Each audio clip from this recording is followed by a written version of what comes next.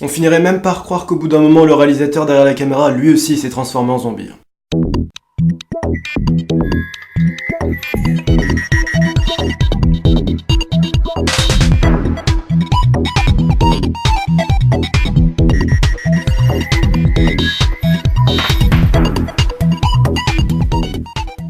Salut à tous, c'est Pixel, bienvenue dans cette vidéo critique Retour Perdant. Aujourd'hui on va parler de The Dead Don't Die. C'était le film d'ouverture du Festival de Cannes.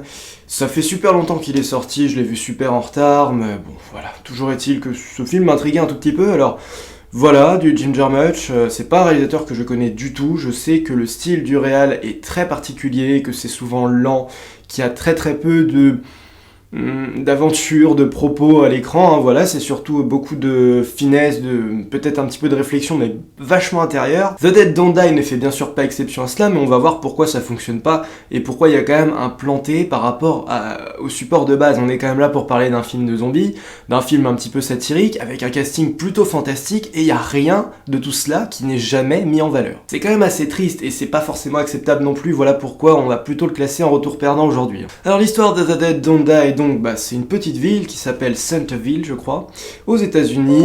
Tais-toi, ordinateur. Et donc cette ville est une ville des plus communes et très lente, très calme. On voit vraiment que c'est la petite ville américaine style Radiator Springs. Il se passe rien, c'est calme, c'est à l'écart de tout. Il y a des bois autour, enfin voilà quoi. Style vraiment la toute petite bourgade des États-Unis.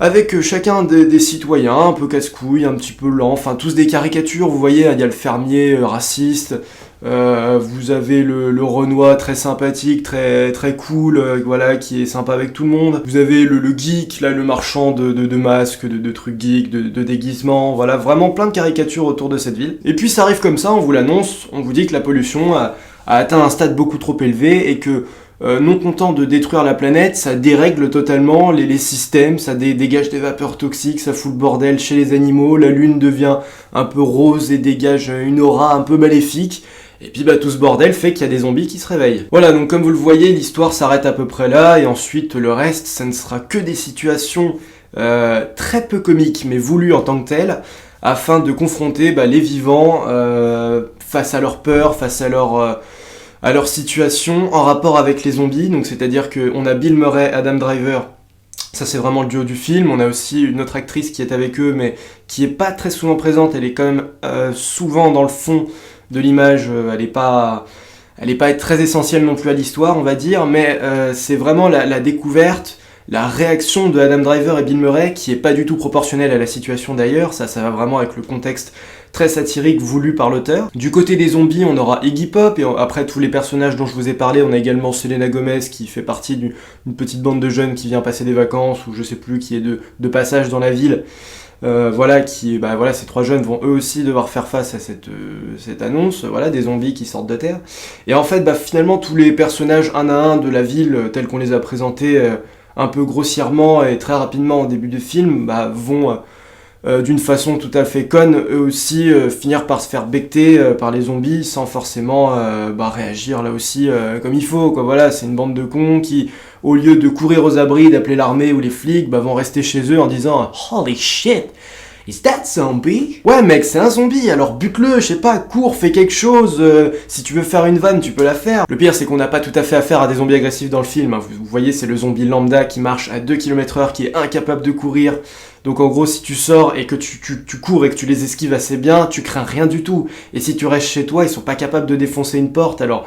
je veux dire, à chaque fois dans le film que quelqu'un se fait bouffer, c'est « Oh merde, on n'a pas vérifié la porte de derrière !» On aurait dû la fermer à clé. Je crois que si un jour il y a une invasion zombie, on est tous d'accord pour dire qu'on ferme nos fenêtres, nos portes, nos stores, on fout des barricades, on ferme les lumières, on éteint tout et on s'éclaire à la bougie. Donc je sais pas. Ok, l'idée du film c'est de critiquer justement cet aspect un peu endormi de l'homme qui est totalement incapable de réagir face à ce genre de situation, qui est pris par ses désirs, ses idées, le consumérisme qui arrive en fin de film.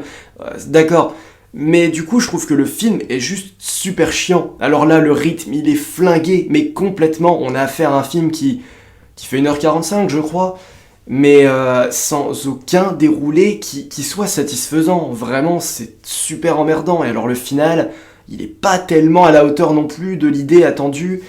par rapport à ce que ça aurait pu offrir. D'accord, le film se veut avare en action et plutôt regardant sur la société, c'est ça, on a compris. Mais t'as compris au bout d'un quart d'heure de film, t'as compris au bout d'une demi-heure de film, t'as compris au bout d'une heure de film. Et au bout d'un moment, si c'est la seule idée que propose le film, il a absolument pas besoin de durer 1h45, il a pas besoin de tirer en longueur sur les vannes méta de Adam Driver, de Bill Murray, enfin, et c'est surtout Adam Driver. C'est un petit peu bizarre au bout d'un moment de se dire putain on y va encore, on y va encore, tu t'y retournes. Moi j'ai pas envie d'y retourner, j'ai envie de voir autre chose. Et c'est ça qui devient gonflant. C'est pareil avec Tilda Swinton qui oui, j'ai vu que beaucoup de gens avaient aimé le personnage. Perso, je le trouve un peu fondu dans la masse, à peine, c'est parce que c'est Tilda Swinton, mais c'est tout, c'est pas du tout le personnage qui se démarque, c'est l'actrice.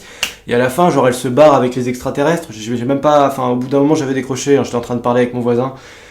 Donc j'ai même pas pigé si c'était une extraterrestre envoyée sur Terre, histoire d'essayer de nous aider ou pas, et finalement elle se barre en nous laissant dans notre propre merde. C'est intéressant, hein, c'est un propos pas mal foutu, mais encore une fois, la mise en scène ne tient pas. Un film est fait pour raconter une histoire. Il n'est pas fait pour être analysé en premier lieu, il est d'abord fait pour avoir une écriture, pour faire vivre des choses à nos personnages, qu'ils aient des idées, des choix, des décisions, des réflexions. C'est pas seulement des fantômes dans un cadre qui se mettent à gesticuler, à sortir des vannes et à bouger. Ça c'est pas ça, c'est un théâtre de guignols, j'ai l'impression d'avoir eu affaire à ça. C'est un théâtre de marionnettes géantes, puisque justement il y a juste à bouger, à dire je suis un acteur, je suis dans un film, je bute un zombie, et voilà on tient un film qui se veut à peu près satirique. Ah bon. Donc voilà, c'était quand même un film d'auteur américain avec un casting génial, l'affiche, le concept était super accrocheur de réunir autant de personnalités dans un film de zombies sur la critique des États-Unis, de l'américain moyen. Franchement, il y avait 1000 choses à faire avec ce thème. Ce qui fait que ça plante, c'est que le projet tombe dans les mains d'un réalisateur un peu fatigué et pas super ambitieux vis-à-vis de son style, qui va le ralentir et qui va pas lui permettre d'aller au bout de son idée. Voilà, c'est tout, c'est comme ça. Je m'y attendais un peu, bon. Eh ben on passera la prochaine fois à la critique de Men in Black International. Voilà, ce sera la prochaine critique, et puis on se retrouve très bientôt. Voilà, et quant à moi, bien sûr, je vous déconseille de regarder The Dead Don't Die. Salut à tous, et à la prochaine!